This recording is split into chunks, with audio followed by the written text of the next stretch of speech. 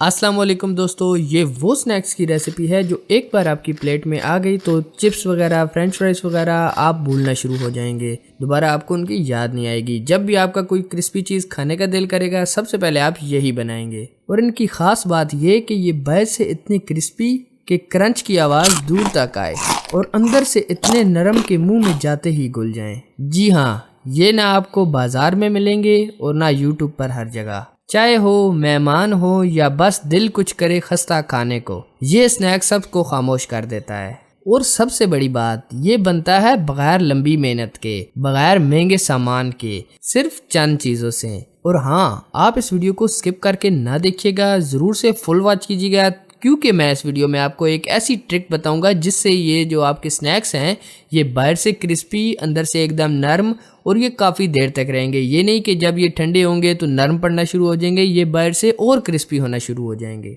तो हमेशा की तरह एक चीज़ जो हर वीडियो के स्टार्ट में आपको ज़रूर से कहते हैं, आप कर दीजिए वीडियो को लाइक, चैनल को ज़रूर से कर दीजिए सब्सक्राइब। तो इन क्रिस्पी से स्नैक्स को बनाने के लिए सबसे पहले हमने लिए हैं ये 3 अदद आलू। आलू आप कम या ज़्यादा भी ले सकते हैं, लेकिन हम ये स्नैक्स इतने ज़्यादा नहीं बना रहे, हम ये सिर्फ 3 ही आलू लेंगे।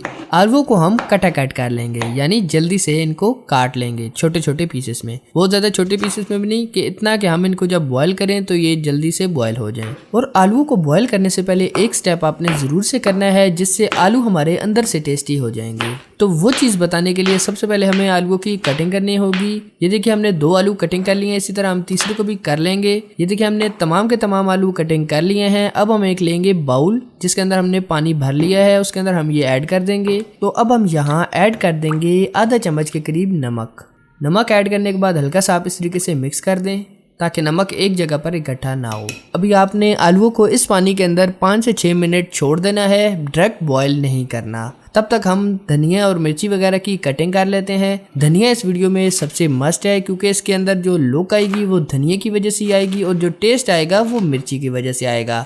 जी हाँ, मिर्ची आपने बहुत ज़्यादा कड़वी वाली नहीं लेनी, आपने इसमें धनिया मिर्ची दोनों चीज़ें ऐड करनी है। इसके लिए जो धनिया की कटिंग करनी है वो आपने बहुत ही ज़्यादा बारीक करनी है ताकि वो हमारी स्नैक्स की जो शेप है उसके अंदर ज़्यादा रुकावट ना दे।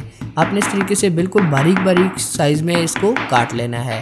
ये धनिया की हमने अच्छे तरीके से चॉपिंग कर ली है। तो अब बारी आ जाती है सब्ज़ मिर्चों की। 3 अदद हम इसमें सब्ज़ मिर्चें ऐड करेंगे, लेकिन मैं ये फिर से बता दूं कि ये बहुत ज़्यादा कड़वी वाली मिर्चें नहीं हैं। अगर आपकी मिर्चें कड़वी हैं तो आप सिर्फ एक ही ऐड कीजिएगा। इन तीनों मिर्चों को भी हमने बिल्कुल बारीक चॉप करना है ताकि ये हमारी स्नैक्स की शेप ख़राब ना करें। ये इस तरीके से हम इनको भी कट करके छोटे छोटे पीसेस में चॉप कर लेंगे। धनिया और मिर्चों की हमने अच्छे तरीके से कटिंग कर ली है। अब हम एक खुला सा बर्तन लेंगे जिसके अंदर हम आलूओं को बॉयल करेंगे। अब इसमें ऐड कर देंगे मज़ीद 1 लीटर पानी, क्योंकि ये पानी हमें कम लग रहा था तो हमने इसमें मज़ीद 1 लीटर पानी ऐड कर दिया है। अब हम यहाँ पर एक ऐसी चीज़ ऐड करेंगे जो हमारे स्नैक्स को कलर देगी, अच्छी लुक देगी। तो आलू के अंदर हम ऐड कर देंगे यहाँ पर बॉयल करते वक्त 1 चुटकी के करीब ऑरेंज कलर। अब हम इन आलूओं को 10 से 15 मिनट के लिए अच्छे तरीके से बॉयल होने के लिए छोड़ देंगे। तो ये देखिए जी, आलू हमारे अच्छे तरीके से बॉयल हो चुके हैं। आलूओं को हमने तकरीबन 12 मिनट के करीब बॉयल किया है। आलू हमारे अच्छे तरीके से बॉयल हो चुके हैं, ये आप चेक करें। अब हम इनको निकाल लेंगे किसी बाउल में। आलू को हम अब किसी खुले से बाउल में डाल देंगे। इसी के अंदर हम ऐड कर देंगे जो हमने धनिया मिर्चें जो कटिंग करके चॉप करके रखी थी वो। यहाँ पर आपने धनिया मिर्चें जो हैं वो ऐड कर देनी है। उसके बाद आपने इसको अच्छे तरीके से मैश करना है आलूओं को। उससे पहले आपने मैश नहीं करना है। इससे ये होगा कि जो हमने मिर्चें और धनिया ऐड किया है वो आलू के साथ अच्छे तरीके से मिक्स हो जाएंगे। अब आपने एक मैशर लेना है जिसकी मदद से आपने इन तमाम के तमाम आलूओं को अच्छे तरीके से मैश कर लेना है। ये देखिए हम इस तरीके से दबा कर इनको अच्छे तरीके से मैश करेंगे। आलूओं को हमने अच्छे तरीके से मैश कर लिया है। इस वीडियो का जो 50% काम है वो तो ऑलमोस्ट डन ही हो चुका है, क्योंकि आलू ही हमारे वीडियो के लिए मेन थे। लेकिन जो टेस्ट आता है वो मसालों से आता है। तो अब हम इसमें ऐड करेंगे स्पाइसेस में हम सबसे पहले जो इसमें चीज़ ऐड करेंगे वो डालेंगे लाल मिर्च, पूरा 1 चम्मच हम इसमें डालेंगे। हल्दी पाउडर हम इसमें थोड़ा सा कम ही डालेंगे, 2 चुटकी के करीब, क्योंकि हमने इसमें येलो कलर ऐड कर दिया था। अब बारी आती है सबसे ज़्यादा ज़रूरी चीज़ की। तो यहाँ पर हम डाल रहे हैं सोडा। ये तकरीबन हमने लिया है 1/2 चम्मच से थोड़ा सा कम। सोडा जो है ये हमारे इन स्नैक्स को फूलने में मदद करेगा और अंदर से एकदम नरम रखेगा। सोडा ऐड करने के बाद हम थोड़ा सा मज़ीद नमक इसमें ऐड कर देंगे। अब एक और चीज़ हम इसमें ऐड करेंगे जो टेस्ट के साथ साथ लुक को भी बढ़ाएगी। तो हम इसमें ऐड कर रहे हैं दड़ा लाल मिर्च। ये हम तकरीबन 2 चम्मच के करीब ऐड करेंगे। अब हम यहाँ पर लेंगे खुश्क धनिया। ये भी टेस्ट में काफ़ी मज़ेदार होता है, क्योंकि आपको पता है पकोड़ों में जब ये आता है तो काफ़ी मज़ेदार टेस्ट देता है। ये भी हम ऐड कर देंगे।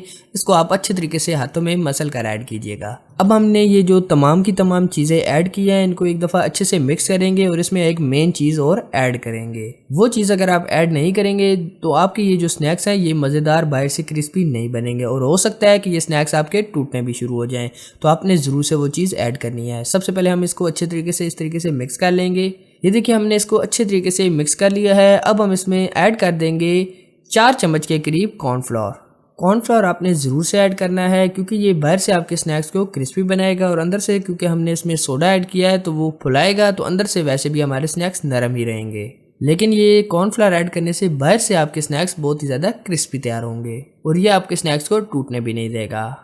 मिक्स आपने इस हद तक करना है कि ये जो बैटर है लास्ट में आपके हाथ में रह जाए, तो ये इस तरह होना चाहिए कि ये आपके हाथों में बंधना चाहिए। तब तक आपने इसको मिक्स करते रहना है। तो इसके लिए हमने एक कटिंग बोर्ड ले लिया है। इसके ऊपर हमने 1 चम्मच के करीब ऐड कर दिया है कॉर्नफ्लोर। अगर आप ये नहीं लगाना चाहते तो आप इसकी जगह ऑयल भी लगा सकते हैं, लेकिन ऑयल से फिर भी कभी कभी ये होता है कि बैटर हमारा सरफेस के साथ चिपकना शुरू हो जाता है। कॉर्नफ्लोर को अच्छे तरीके से फैलाने के बाद हम इसके ऊपर 1-1 चम्मच ऐड कर देंगे बैटर की। आपने 1-1 चम्मच ऐड करके डालना है, सारा आपने एक साथ नहीं डालना, नहीं तो आपका कॉर्नफ्लोर एक साइड हो जाएगा और बैटर एक साइड। इसलिए आपने 1-1 चम्मच इस तरीके से पूरे सरफेस पर डाल देनी है। उसके बाद आपने ऊपर से इस तरीके से स्पैचुला की मदद से अच्छे तरीके से प्रेस कर लेना है। प्रेस कर कर हमने ये देखिए सेट कर लिया है तमाम के तमाम बैटर को। अब बारी आ जाती है इसकी कटिंग करने की। कटिंग कोई मेजर प्रोसेस नहीं है, आप किसी भी शेप में कटिंग कर सकते हैं, क्यूब्स की शेप में या इस तरीके से फ्राइज की शेप में। मैं इस तरीके से लंबे लंबे मोटे साइज के जो बड़े साइज के फ्राइज होते हैं इस शेप में कटिंग कर लूँगा, क्योंकि मुझे पता है ये टूटेंगे तो नहीं, इसीलिए मैं इसको इस तरीके से बड़े बड़े साइज़ में कटिंग कर रहा हूँ। अगर आप छोटे छोटे साइज़ में कटिंग करना चाहें तो वो भी कर सकते हैं, टेस्ट में सेम ही होंगे। लेकिन मैं इनको बड़े साइज़ में बना रहा हूँ तो इसलिए मैंने इस तरीके से लंबे लंबे साइज़ में इनको तमाम के तमाम को कटिंग कर लिया है। कटिंग करने के बाद ये जो साइडों से हमारे ये जो फालतू एक्स्ट्रा पार्ट है इसको भी हम कट कर लेंगे ताकि शेप में कोई प्रॉब्लम ना आए।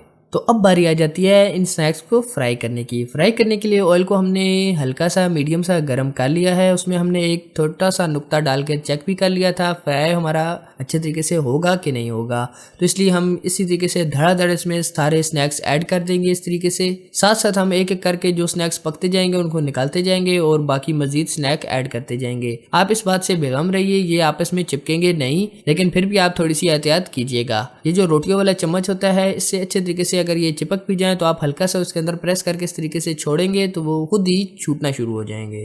ये देखिए जी बीच बीच में हमारे स्नैक्स फ्राइज होना शुरू हो चुके हैं, तो हम इनको निकाल लेंगे जो फ्राई हो चुके हैं। ये देखिए जी माशाल्लाह से हमारे अंदर से नरम बाहर से क्रिस्पी स्नैक्स बनकर तैयार हो चुके हैं।